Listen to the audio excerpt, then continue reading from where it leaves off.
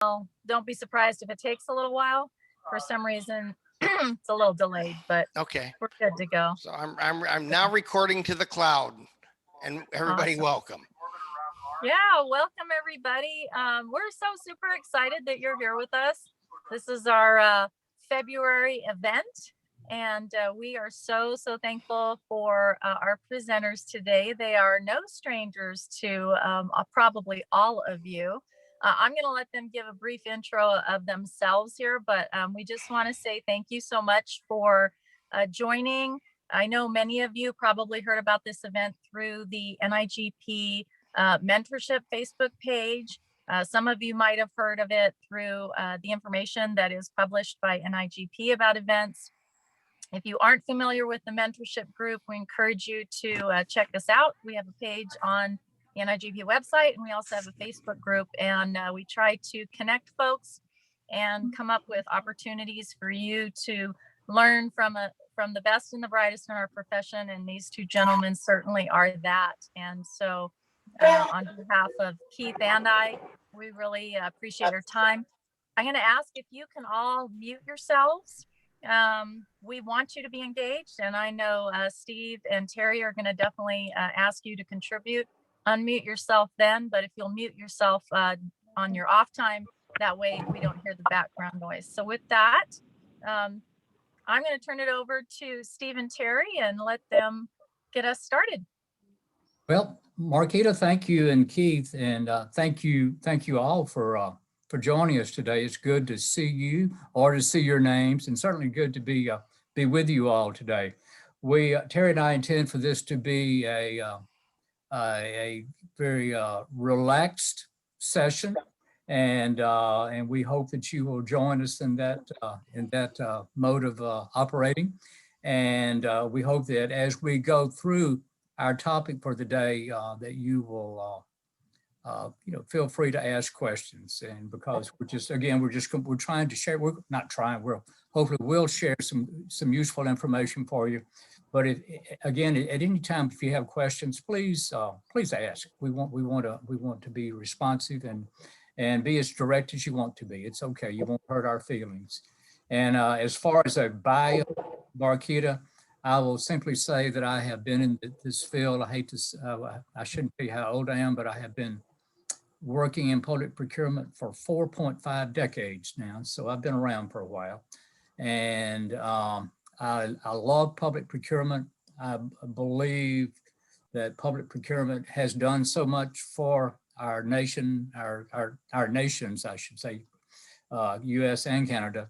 And I should also say that I believe what it has done for people has been good. So and I love to just associate with public procurement people. So Terry, that's the extent of what I'm going to say about my bio. So it's your turn. I'll follow your example. I've been in procurement for 3.3 decades. How's that, Steve? And Steve got me into this movement and into this webinar, and I think it's a great topic, and we wanted to let others know about the work we're trying to do because we think it will help society at large and public procurement. And enough about me. Well, that's good, Terry. It's great to be working with you. And I should note that Terry and I are giving this presentation today on behalf of the Continuity of Supply Initiative, which has the cute little acronym of CoSI. But we are a group of 12 people who, as I like to say, are loosely knit. We are not organized. We're not a 501c3, not even close, but we're a group of people who, by the way, you are welcome to join, because there are no membership applications, there are no forms to fill out or anything. But we have come together because we simply want to be sure that procurement plays a part in making sure that a lot of the bad things that we have seen happen don't happen again. So Terry, what I guess I'll do now is I'll start the first of our 300 slides, and just kidding, folks, we only have 23. So we'll get those rolling. And again, if you have questions as we move through, please interrupt. Let me find where we are. There we go.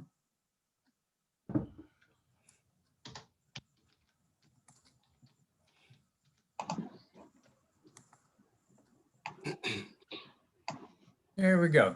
Okay.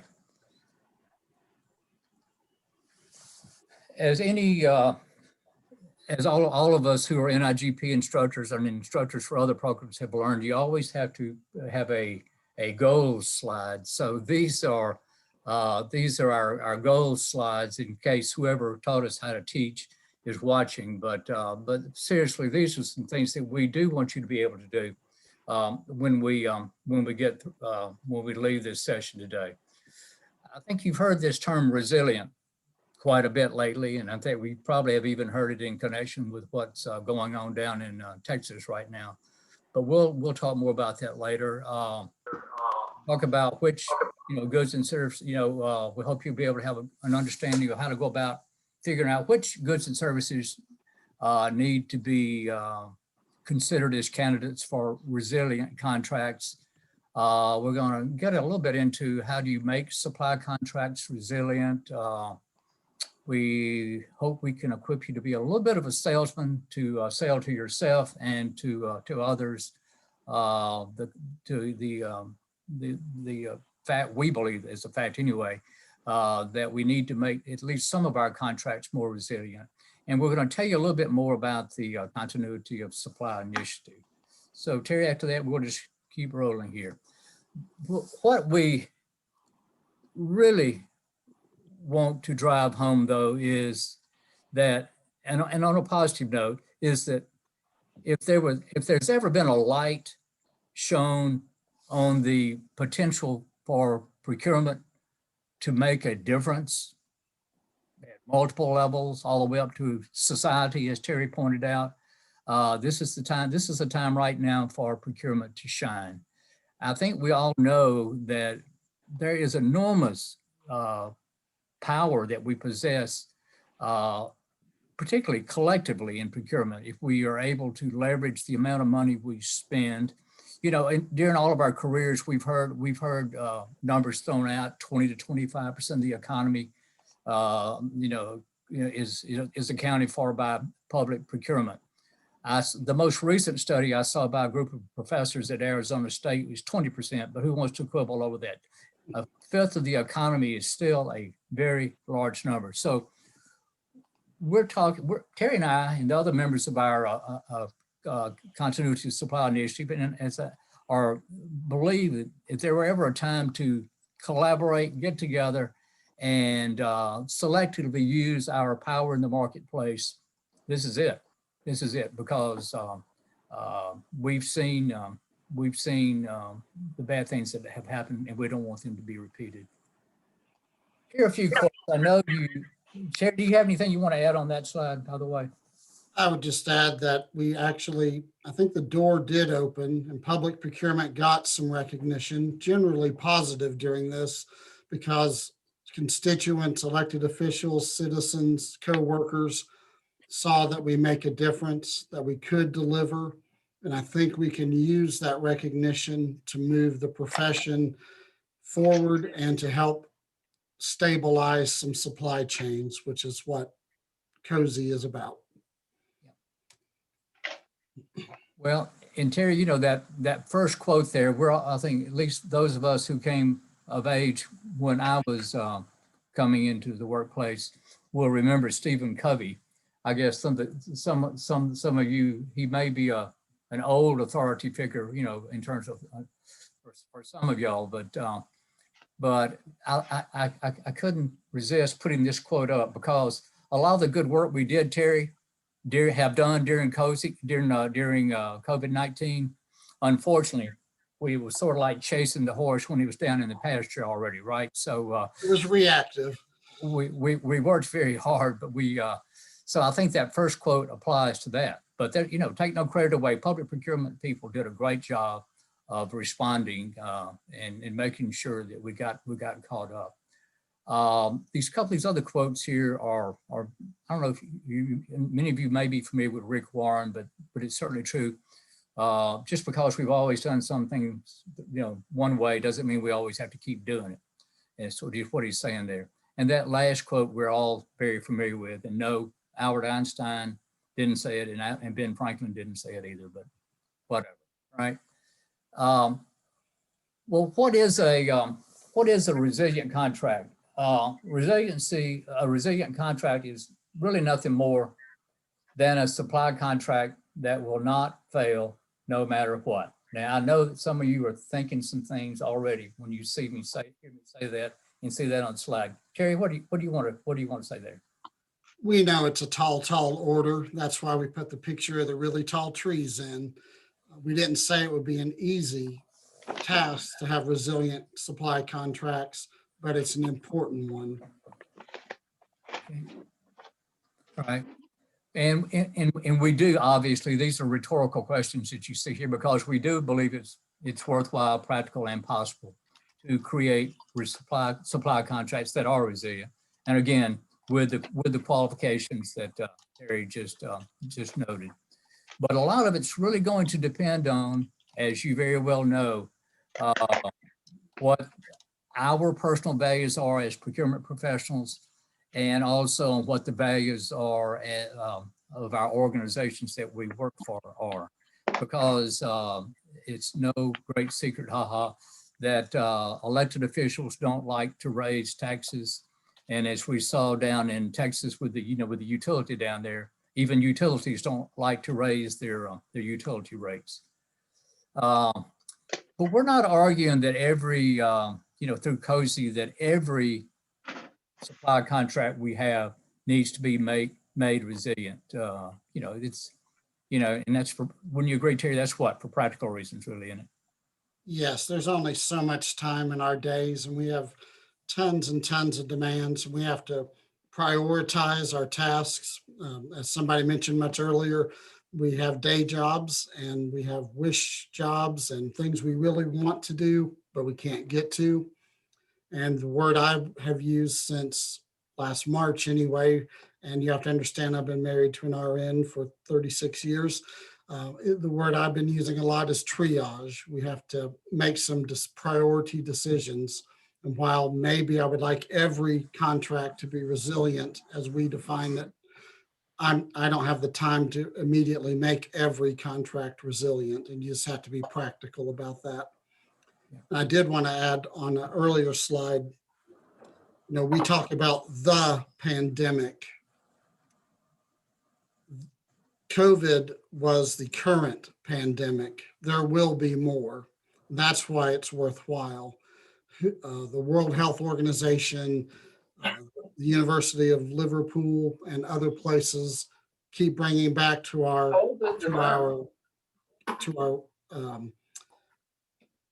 knowledge base that this is a pandemic. There will be another pandemic. There have been a lot of potentials in the last 20 years, SARS, MERS, and this one hit, but there will be another. And in addition, in a broader sense, we will face hurricanes, ice storms, wildfires that tend to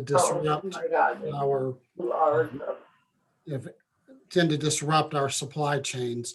That's why it's important. This is not a once and done.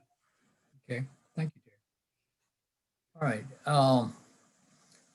And on that point, Terry, if somebody were to ask the rhetorical question, what contracts should be resilient, you've addressed that very well. I mean, theoretically, we could make all of our contracts resilient if we wanted to, or try as resilient as possible. We'll go ahead and use resilient for shorthand for as resilient as possible. But PPE is certainly the one that we saw where people were having a lot of trouble getting PPE in the early stages of the pandemic. And, and as recently as yesterday, y'all probably, many of you who are listening probably saw the same news reports that I did. There was even a large shipment of counterfeit PPE that was seized. Was it, Terry, was it in Washington? I believe it was Washington State. I think it was. That's right. And PPE was certainly one category where there were difficulties getting supply. Another one was ventilators and certainly healthcare staffing, because even though we don't normally think about staffing contracts being supply contracts, they really are. They're just that it's people instead of things. Okay. Next slide is sort of an obvious point. I love that's Terry's graphic there, and I love it. And boy, none of us obviously want to have a repeat of all the bad things that happened at the early stages of COVID-19. And here, let me, this slide's a little busy. It's a little complete. It breaks every rule that we were ever taught about how to build a slide because it's got way too much content on it. But Terry and I wanted to capture in one slide some of the impacts. And you may think we're being just a bit dramatic here, but I don't think so because, you know, from a technical standpoint or a managerial or an analytical standpoint, what we're doing is engaging really in looking at engaging in root cause analysis and recognizing that you know, the supply function was one of the critical, you know, links in the chain that broke. And again, not to be too dramatic, but look right on the left. These are the things that happened. And you know, many of us, you know, have had some of these experiences and or know people who have, and it's not good. And we know the impacts on the healthcare workers and support staff. Lots of them, not only could they not do their jobs as well as they'd like to, they also were placed at risk themselves. Some of them got sick, some of them died.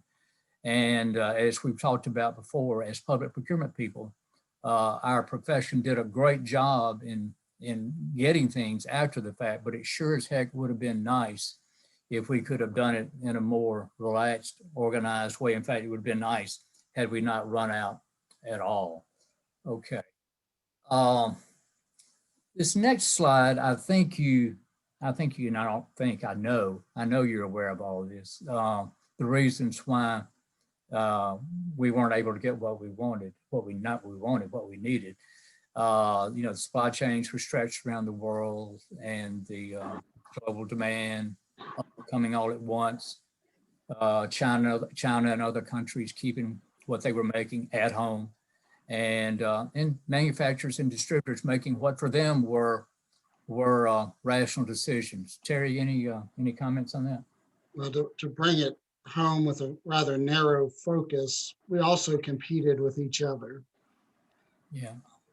And many of you may know, but Matt Myers is on this call, Knox County Procurement. You can walk there to his office from my office in 5 minutes leisurely. And you could probably walk to the city of Knoxville's office in 20 minutes. But we all competed with each other, even though we did it inadvertently. And at times, the federal government took things and they competed with us. Hazel, who works with me, is on this call, and she did a lot of it for me. But I know we thought we had certain supplies, and then the feds took them. They were taken. So we actually competed with each other, and that exasperated the supply chain issues. Yeah. You know, the old thing, Terry, you know, if we had the contract vehicles in place that had been resilient, you know, that wouldn't have all happened, but it did, right? Which is why again, I know we're beating this in the ground. That's why we feel so passionate about what we're trying to do through CoSI. Okay, let's keep going here. Can I, Steve, yeah, Barb's got her hand up. Yes, Barb. I found this interesting, and I'll date myself 4.2 decades in the business. But the issue is, I found and you've been a good friend that whole time. Okay, by the way. Right. Go ahead. But I found it to be true when we had that big run up to 2000, Y2K, if you remember that. Mm-hmm. And at the time, we were trying to prepare as best we could for the Armageddon we were about to have. Right. But the issue became, not only were we competing with each other, we were also competing with our citizens.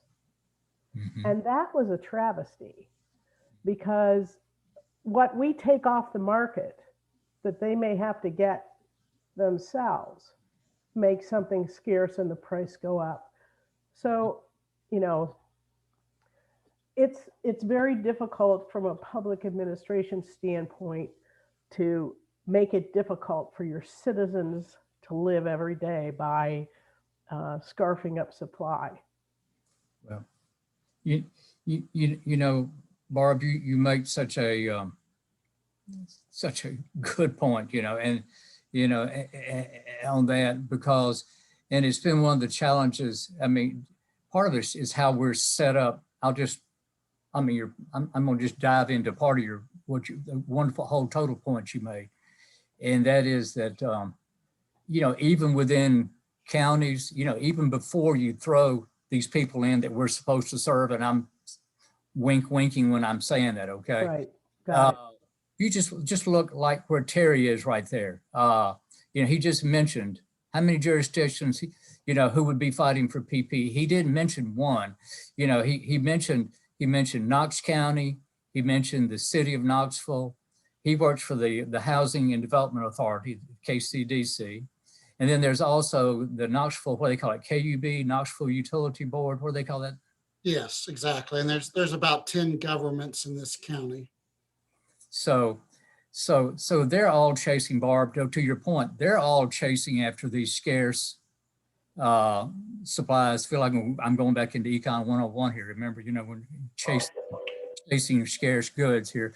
But so then you add on top of that, what about the people? And you raised a bigger question that I think we can resolve on this call. But the intergovernmental collaboration in this country, our history of that, and I would suspect it's true in Canada too, has not been good. And I think we probably have been short-sighted and in such a hurry to get stuff, you know, for ourselves, quote unquote, that I'm not sure, you know, where the poor people trying to get the chainsaws and everything else in the generators have been. And because your point is the shelves have often been cleared by the time they've gotten there. So I think, you know, that's probably a good topic. I think that you raised for, you know, for a group like ASPA, you know, the American Society for Public Administration. I think that's a good topic for them to take on. So I'm just thinking it's something we could keep in mind, and you're absolutely right. There are other organizations. And in my situation, the thing that brought it home was we ended up competing with the United Way. Yeah. So anyway, thank you for entertaining that question and responding. What do you mean? You're very welcome. You always ask such good questions. That's because the competition that happened last time was not good. Let's just leave it at that. And I think, Terry, what do you want to add? There's a question comment in the chat box. Thank you. Yeah. John Walton asked, hope I'm not jumping ahead too fast, but I have to leave early. What are your recommended steps, strategies using PPE, for example? If we have relied too much on foreign manufacturers, should we now form regional purchasing co-ops that can support more local PPE manufacturers? Or is that impractical and you have better strategies? So I know we will be jumping forward a little bit, but since this is a conversation, let's address that now. Let's do it. Hello, John. It's good. I see where you guys are having bad weather out there too. So I hope you're okay. I'll try to give as concise of an answer as I can to your question. What we believe, to cut to the chase, is a solution is procurement that aggregates purchasing power. Now, certainly true cooperative procurement, be it regional, national, or even led by individual, you know, it wouldn't even have to be cooperative procurement. You could just have high volume purchases made, let's say by the federal government or by a large local government or a large state agency, or and when you can combine that with outcome-based procurement to allow the marketplace to respond to you in a way that will assure resiliency. Terry and I both are strong believers in the free market. Is that a fair statement? It is. Yes, and the approach we're taking through CoSI is what we like to describe as a non-regulatory, market-based, incentive-driven approach.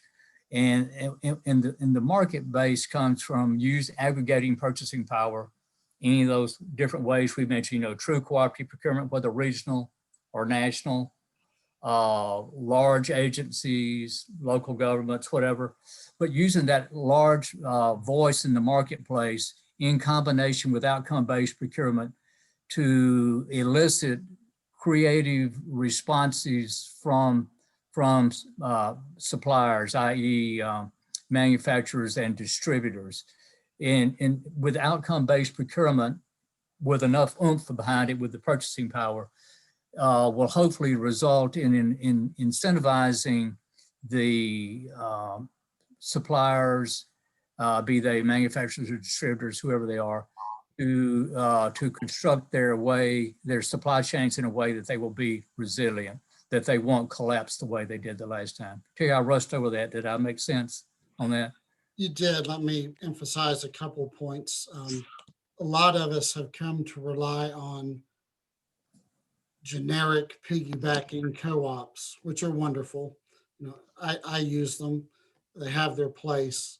But one of the classical definitions of cooperative procurement is, for example, in my case, the city of Knoxville, the county of Knox, and the Public Housing Authority, me, pool our demands, very specific demands or quantities, and we bid out, assuring bidders that we are going to buy X tons of road salt, for instance. I think the city and county cooperate on that. And it tends to result in a different kind of dynamic than a generic, here's a bid, anybody can use it if you want to use it. And there's no real guarantee to the bidders, proposers, to a quantity or any kind of commitment. And that's one of the strategies that CoSI is leaning toward, is more of the use of the classical cooperative procurement technique. Yeah. With the understanding that all kinds of co-op arrangements are important in day-to-day operations. Yeah, and Terry, if I can just play on that, NIGP has a what do they call those things? Global best practices, I believe they call them. And they distinguish in their global best practice on cooperative procurement between what they call true cooperative procurement and, piggybacking. I know a lot of people don't like that term. You could also call, using third-party contracts that have rider agreements, whatever terminology you prefer to use. And, in a lot of those contracts, in fact, in most cases, those contracts are just fine because, most of us who are in public procurement don't have all the staff capacity or time that we need to go through, to go through the process of making sure our contracts are resilient. In most cases, those ordering agreements, which is what they're fine, but there are some items which could be, or might be is a better word, critically needed in an emergency that we just don't want to take a chance on their not being available, because the contracts that collapsed, at the early stages of COVID-19 were the IDIQ contracts, which really were not binding agreements. And we saw what happened there. John, I hope that answered your question. If you want to do a follow-up, please do. Okay, shall we keep going?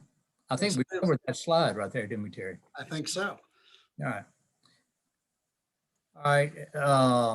But the key idea here is to be proactive. And again, we don't have to have resilient contracts for everything, but we should be in an organized, formal way, trying to figure out, looking forward to figure out what contracts, what goods and services category, which one of those categories do we need to build contracts that will be resilient. And as for John's point about, can these be done, for example, through regional cooperative procurements? That's certainly one way, but it might again be national agreements, whatever. So, but CoSI is actually in addition to, well, we'll show you in a minute just what all the things CoSI is doing, if I'll just save that part. Anything else, Terry, for now on the proactive? We're good. We're good? We're good. All right. Okay. Let's touch first on what's got to be sort of some basics here. First is, if you're going to look into this, into the possibility of having resilient contracts, we've talked about how elected officials don't like to do everything that we might think is a good idea. So a lot of your ability to enter into resilient contracts is going to depend on your personal willingness, your personal desire, your values, your personal traits, but it's also going to depend on not only how your organization feels about doing things differently, how you feel about doing things differently, but it's also going to depend on your personal abilities, both in terms of your general competencies and your procurement and contract management competencies to do it. But frankly, if you're sitting there saying, well, I'm just a tiny entity, I'm a small city, I'm a small county, I'm a small school district, I'm a small special authority, I don't have enormous resources.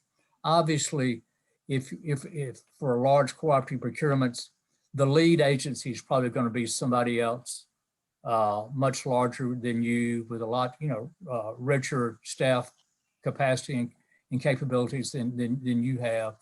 And but it would still be important for you to combine your requirements in the solicitation and to be a part of the conversation about how the specifications are written for whatever it is. Is that clear as mud, Terry? Was that clear? It is. And let me add that your organization's willingness is really critically important. Before this Zoom started, some of us were talking about various things, but we talked about culture, and every organization has a different culture. In some organizations, the entire culture is centered around doing it the cheapest way, not necessarily the most effective, cost, best value way. So if you're at an organization where all, and I'm exaggerating, of course, but where the only goal is low bid, low bid, low bid, you may be a little bit at a disadvantage trying to get resilient contracts, as opposed to an organization that's bought into not necessarily looking at the lowest dollar cost, but looking at the best value. And that cultural difference will make a difference. Okay. All right. Here's some more must. And these, whereas the first one were more on the softer values and traits and competency side, these are more of action steps, of things that have to happen. And what we're doing through CoSI is we're talking about a level and depth of collaboration with suppliers and others in other stakeholders and participants in whatever the particular market category is.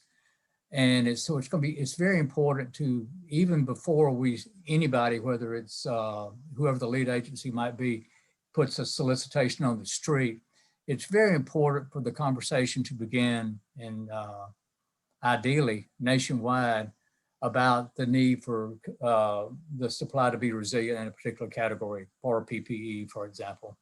And but not only telling suppliers this, but listening to what kind of feedback the suppliers, that is, again, the manufacturers and distributors can provide us. They obviously can tell us things like, well, I know you'd like this, but this is what we can do.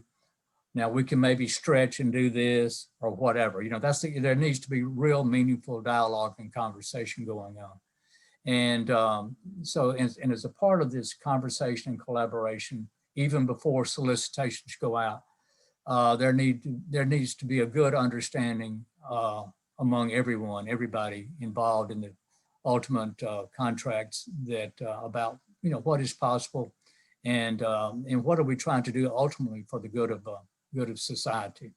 But again, as I mentioned in my reply to John Walton, we're looking to do this through through the public procurement process, through processes that are fair, open, and competitive, because competition, I don't need to sell you guys on the value of competition combined with big dollars. That's what the big enough is about. But also giving and inviting and incentivizing the marketplace to come back to us in the procurement community with ways that they propose to assure that we won't run out of whatever it is we need that we are looking to get through that particular contract. Steve, Lourdes posted a great comment question. Many municipalities receive federal funding, which may require a specific procurement method before they will provide funding. How do you address that? Now, who raised that question? Lourdes. Lourdes, okay. What you would need to do, that's the same question you would ask whether you were even just dealing with something that had nothing to do with resiliency. The answer would be the same.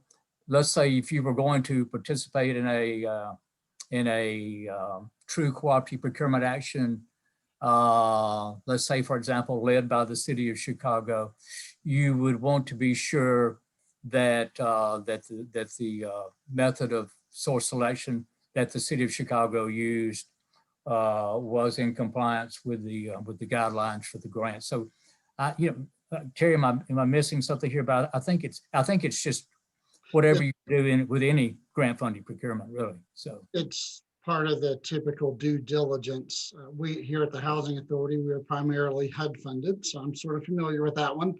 And part of their requirement is that we investigate, if you will, the solicitation, the contract documents, was it publicly advertised, and basically complete a analysis and keep that in the file that we found this is compliant with federal regulation 123.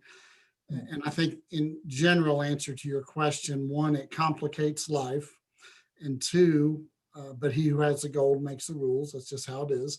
And two, it is probably doable. As Steve said, you have to analyze the solicitation to make sure it's usable given the terms of your grant or your funding.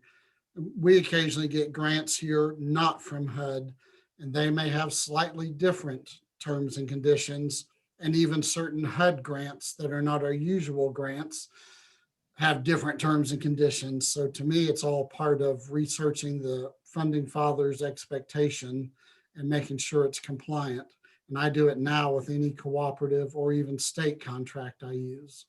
Yeah, and Terry, obviously the only difference in this case, if you were joining something on the procurement saying that you were going to include your requirements in the co-op, in the true cooperative procurement, you just have to do that.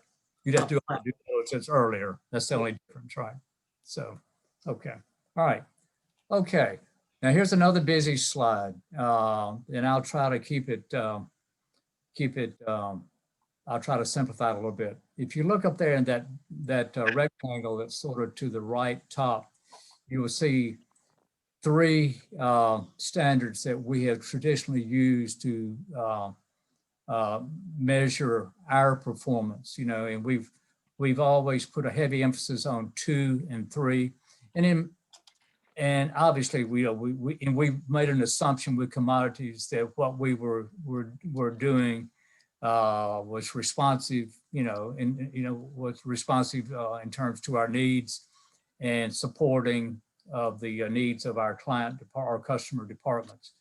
But what's different here, to go back to a point that Terry made earlier, is that in addition to the intrinsic qualities of the good or services, which we'd look at in terms of responsiveness to need, which falls under effectiveness, in terms of supporting strategic goals, is that we're throwing in the additional value of resiliency. In other words, assuring that on the responsibility side as well as the responsiveness side, that we're not going to call up the supplier one day and ask for something or email them or order them, however we place the order, and they're not going to be able to deliver. So again, economy and efficiency have always been important, but we have probably passed the day when we're going to just be able to sort of just make a just, quick assumption or quick judgment. I shouldn't say assumption, quick judgment that something is responsive, that a supplier is responsible. We're going to have to look at those more carefully and more completely in order to ensure that we do support whatever the need is of our client and department agencies. And Terry, I think you've already talked about that big oval at the bottom. Is there anything else you want to say about that? No, Steve, but I will mention, because I know you're not watching chat as much as I am, I posted the question to our attendees for them to type in for their agency. Do they focus more on economy, effectiveness, or efficiency? So far, the responses, it looks like economy is the winner. Yeah, no surprise there, right? So, None. and again, I think that I think that's something we could have guessed that one, Terry. And but when we start looking at things like resiliency, making sure that when we enter into a contract that we're prepared just in case something does happen that could disrupt the supply chains, it does change how we look at number one, though, effectiveness. So that's the only point we make. Did anybody select one or three? All I've seen so far is economy. Economy. Well, that's again. Other than a comment from Christy that it sometimes depends on what they're contracting for, which is a very valid observation. Yes, it is. Okay. All right. Well, let's keep going here. All right. Well, I'm sure that all of y'all have been following the news just as Terry and I have been doing. And one thing we've been doing through CoSI is we have been in conversation with the academic community on both the public administration side and the supply chain side. And that in recently a conversation I had with one of the supply chain professors, he told me that not surprisingly, that in general, suppliers are of their own initiative moving forward with efforts to make sure they don't get caught short next time. So you're asking, well, if they're doing that, why are we doing this anyway? Why are we do? Because, being good procurement people, why do we want to, ask for the best possible result, not just, whatever industry wants to do? Because we're procurement people. We want the best possible outcomes. We don't want just, we don't want necessarily just to settle for what industry is doing right now. You may have also seen that the new president has invoked the Defense Production Act. And I believe, unless somebody, Terry, you follow chat on this, because I'm going to ask everybody to tell me if they've seen anything else, but I've seen that it's been actively invoked for gloves, gloves, surgical gloves. And that's actually, going to help, I think. I'm not normally personally a big believer in government intervention, but in this case, this is an industry, I think, that essentially what, Terry, doesn't really even exist in this country right now for all practical purposes. So, and that's a big philosophical issue. What things do we want to have to rely on other countries for? During COVID, there was a lot of discussion about a huge portion, good or bad, of American medicines and vitamins come from China. Is that good or bad? I'm not here to make a value decision, but it is an interesting question. If all of our medicines, blood pressure and whatever else medicines, if they're all coming from one foreign country and we don't have much internal ability to ramp up production, there are implications to that. And whether it's medicines or masks or gloves, what if we have a trade war in the middle of a pandemic or an event where we really need those gloves? I don't think I was the only one that got things stuck in customs. And actually Hazel was buying thermometers for our operation and they got stuck in customs. We were buying them, I think, straight from China, I believe. I don't remember now, but they were stuck in customs because there was that foreign complication, shall we say. And in that case, there was no trade war. There was no malfeasance. It just added one more complication that kept us up really late at night trying to find these things. And then they were stuck in customs and we had to pay extra. So there are implications. And on the last sub bullet point, the new president is putting a strong emphasis on Buy America. And there's various acts, Buy America, Buy American, and different presidents have emphasized it and so on. And all of those complicate your life, my life, if you're taking federal funds, because they have things you have to do. Back to prioritizing our work, it's one more thing to accomplish. Yep, yeah. Because, Terry, our big thing that, that we're trying to push through CoSI, of course, is, we can't control what, goes on in the, from the presidential administration and the work that imposes on us. But the thing we should be focused on is being sure that the next time around that that we have incentivized private industry as much as possible to put us in a position so we don't run out, so that we can continue to supply our internal customers. Okay, so who is this CoSI group? And we are loosely knit. I explained that at the beginning. We're not a 501c3. We're not organized formally in any way. We are all volunteers. Originally, it started out as Norma Hall, David Gragan, and myself, and in time, 9 additional people have come on board to work with us.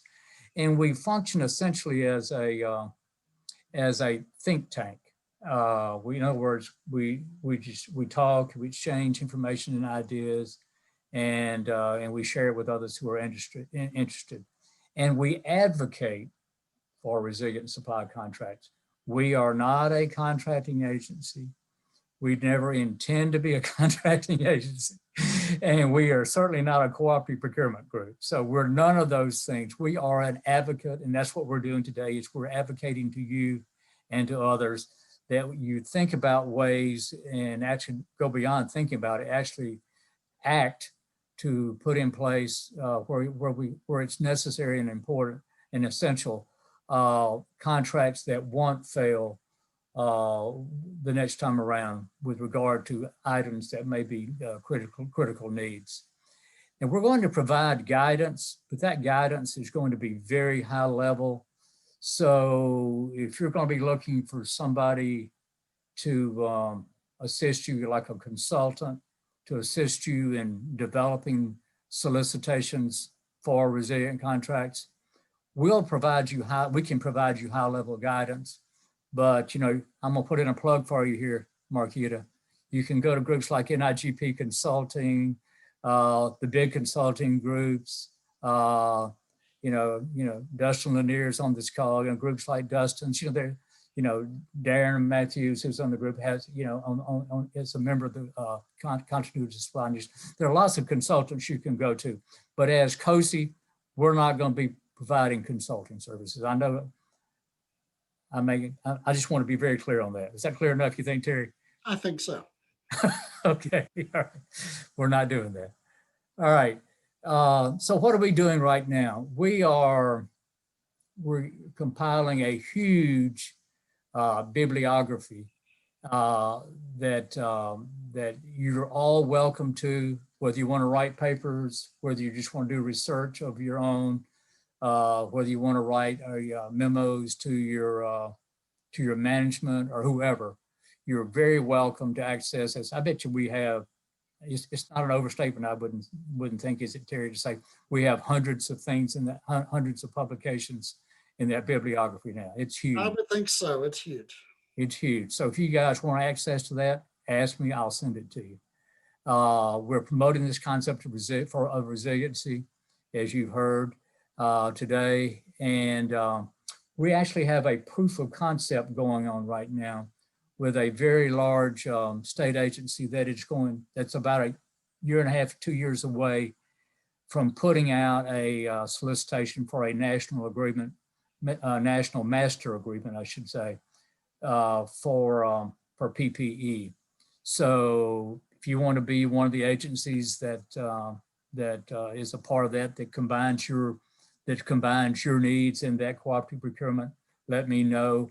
We're certainly hoping, again, that the major cooperative procurement groups, the National Value Points, the Omnias, the Sourcewells, the, Terry, help me here, I don't want to not mention anybody. Oh, there's so many, but you Yeah, covered some of the big we're ones. hoping that those guys will take this same concept and run with it. They don't have to wait for us on our proof of concept. If they want to take off right now, that's fantastic. So, Steve, let me mention two things in the chat box. So Lourdes asked, what opportunities are there to link this initiative to the development of American businesses? And my first stab at that would be that as these contracts, true cooperative contracts are let, hopefully we can encourage American-based businesses to actively seek them. So if they seek them and when, that will help develop American businesses. Anything to build on that, Steve?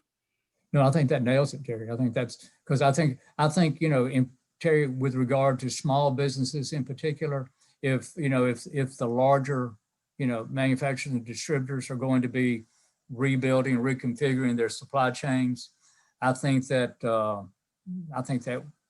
will create opportunities for American businesses generally and for small businesses in particular, which I think is a great thing. So, and in the broader sense, as I mentioned earlier, I think this whole pandemic, and perhaps in a more general sense, the last administration really woke up the idea of we need stuff made in America. I think there's been that mindset has started coming back. Another post is from Richard. Has there been any coordination between your group, NIGP, NASPO, in terms of coordination with federal agency and major cooperatives? And I'll let you hit that one, Steve. that's a good question.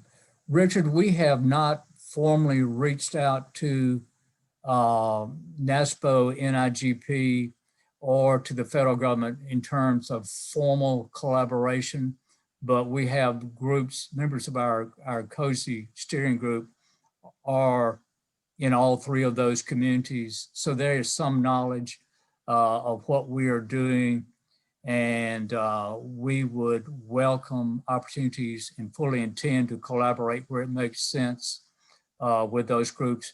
And practically speaking, to encourage those groups, really, we would like to encourage those groups through the means that they have to not only promote this concept, be that NIGP, NASPO, federal government, or whoever, but not only to promote that concept, but actually to apply it. And because we're not in competition with anybody.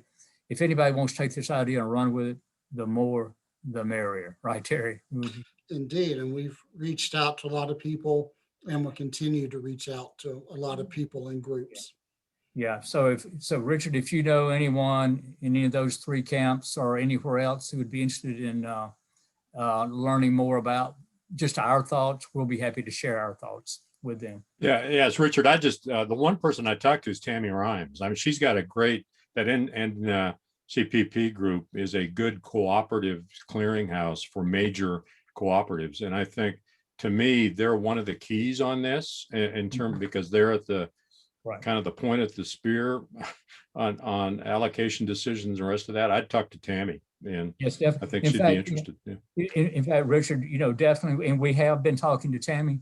Tammy for a while was part of our steering group, but she just had such a full plate, she had to back off. But she's even doing one of these webinars with us for ISM later this month. So she's very much aware, and she's very supportive of what we're doing. But I appreciate you mentioning her. She has been a big help to us already. Thank you, though. Okay. Anything, Terry, you see any other questions there? Nope, not yet. Okay. And the other thing is, we are in touch, as I mentioned earlier, with the academic community, both on the public administration side and the and the supply chain side. So we have conversations going. In fact, I have a conversation tomorrow with a supply chain professional to talk more about what's happening to be more resilient in the PPE industry. Okay. This gets into some details that only procurement people will appreciate, and this talks about it really gets into the details, the weeds, which we procurement people love, of how the solicitation will work in the proof of concept. So basically, in very short terms, the solicitation will ask the respondents to provide pricing and terms for supplying in routine circumstances. But in addition to that, to supply a business plan, pricing methodology, not necessarily pricing, and terms for assuring continuity of supply should, the initial plan of supply chain, if you will, go kerflooey. So, and the last bullet point really talks about things you would do with any RFP. So I'm not going to go into that. But the key thing here is in that second sub-bullet under the third bullet is that I think it's, Terry, disagree with me on this if you do, but I think it's reasonable to assume that we're going to pay a little bit extra should we go into Plan B, should that happen, should that materialize, but that's something personally I would rather have an agreed upon method for paying more, agreed upon way before the bad things happen, than I would be, once again, the horse is down in the pasture, figuring out how I'm gonna throw the saddle on her, okay. So That's very true. Negotiating 101, if you have the urgent need and you can't wait, you lose. You pay what they want. And there's nothing like trying to get gloves at midnight on a Friday in the middle of a pandemic. You're going to pay what they want you to pay. And yes, that gives some people heart attacks in the financial world, saying that we're going to pay more but it's a reality sometimes. That's right. That's right. All right. Well, what else are we doing? Again, this gets into the weeds that only procurement people will love. And this is in connection with the proof of concept solicitation that large co-op lead agency is going to prepare and issue. Is that there's no way, obviously, to know should a supply chain break, let's say in this case for PPE, what the needed quantities will be, rather, not the wrong verb there, will be. And for that reason, we're creating a model, or rather a simulation that in our terms as procurement people, we might call a market basket, to figure out a way to equitably and as accurately as possible compare each respondent's business plan, pricing, methodology, and terms, and specifically the pricing method. Steve, there's a couple of comments. One was texted to me, one's in the chat box. We'll start with the text, and the person who texted me is right. We're talking a lot about PPE, and that's just the phraseology Steve and I are using. There are other very important commodities and services such as pharmaceuticals, fuel, but we're sort of focusing right now on PPE, but there are many legitimate other commodities. Pharmaceuticals is a great example. We need certain drugs in the event of a pandemic. We need fuel to get the drugs to people in the event of a pandemic. So don't let us talking a lot about PPE make you think we're only thinking about PPE. That would be inaccurate. Okay. And then in the chat box, Sarah says or asks, would that pricing methodology specify limits? For example, a percentage of market value or no more than double Plan A pricing. Well, in fact, Terry, that's a great question. And was that from Sarah? Is that who you said asked that? Yes. Yes. Sarah, what the answer is, we haven't gotten that far yet. But I think with an outcome-based solicitation, we could, if we so chose, leave it wide open. And this is something, you know, Beth Dooley's on this call and can chime in and amen or disagree with me if she will. Sometimes when we didn't know exactly how to do something, sometimes we would leave it wide open and just say, you tell us how you would price it, okay? So we haven't really given any thoughts to how, whether we would leave that wide open or put some kind of, you know, structure around it. We haven't gotten that far, but it's a very good question and one that I've captured. Thank you, Sarah, for asking that. Anything else, Terry? I would just continue our plug, since we're on this slide, that we need input, guidance, brilliance from procurement people. So if you would like to join the effort, you know, this is not a full-time job. I want to point that out. I have a very full-time job.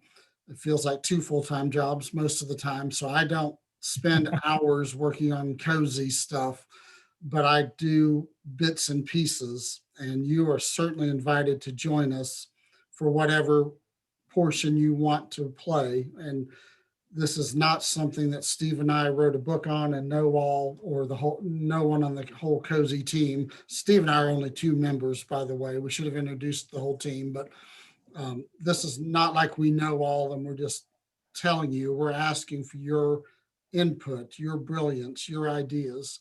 Right. And we have reached out to some people, you know, and since I'm in Tennessee, I'll talk. We're not only talking to direct procurement people, as Steve mentioned, academics, but we're also talking in Tennessee. The state, through the university system, has what we call Municipal Technical Advisory Service and County Technical Advisory Service. We have met with them via Zoom and, you know, sharing our idea, because in this state there's 95 counties, and we'd like an effective way eventually to communicate with all of them and try to get us all as close to possible rowing in the same direction next time. So join us is what I'm saying. Absolutely. And, you know, even if you just want to send us the occasional email, text message, whatever, we'd love to hear from you. Thank you, Jerry, for saying that. Marquita posted a question or comment. Is the group considering guidance for entities and even large suppliers in how to make a place for small businesses in the supply chain?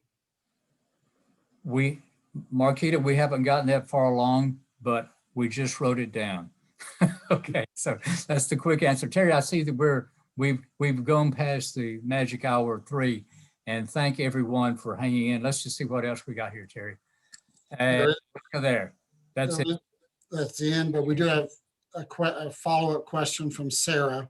Are there any procurement professionals or academics from the Commonwealth of Kentucky involved with CoSI? And I actually don't know the answer to that one, Steve, offhand. And Sarah, the answer is not yet, but we'd love for you to be. So, so then if you know others who you think would be good people to get involved in this, we would love to have them. Again, this is a loosely knit group. We're just people, we're a group of people who have come together because we frankly don't want to see the bad things happen again that happened when the supply chains failed before. That's it. So we have been meeting once a month in Zoom calls, but we haven't met for like the last 3 months, I think, right, Terry? But we're going to be resuming it again. So the demand on your time would be only as much as you can give, but we're going to go back probably next month to monthly Zoom calls, and you can always just shoot an email to me or a text message to me.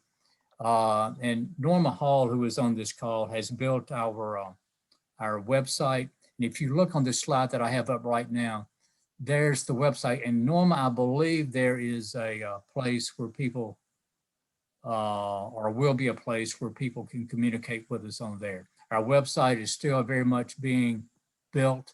So, but if you want to get involved, you have some ideas for us, things for us to think about, contact us, please. You know, and you can start, if you don't want to go to the website, just shoot a message to Terry or me. Terry, I think we better wrap it up. We're 3 minutes over. Thank everybody. Thank you guys for joining us. We hope we weren't too conversational, but that's how we were trying to keep it, really. Just as we would chat with you if we were able to get together in pre-COVID times and hopefully post-COVID times. But thank you for your time and attention. And Keith and Marquita, I'll hand it back to you guys. So.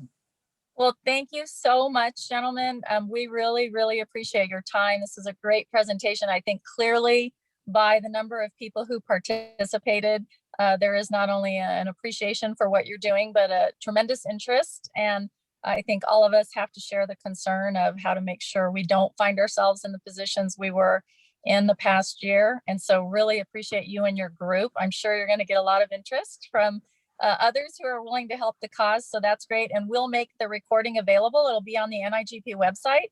And so if anybody knows someone who would like to listen to this, it will be available. And on behalf of the NIGP mentorship group, Keith and I really appreciate everyone's time. And we look forward to seeing you at our next presentation. Thanks, everybody. Have a fabulous day. Thanks. Bye. Thanks, Bye. Steve. Thanks, Bye. Terry. Right. Thank you, Steve. Thank you, Terry. Thank you, Marquita and Keith. Appreciate it. Take care.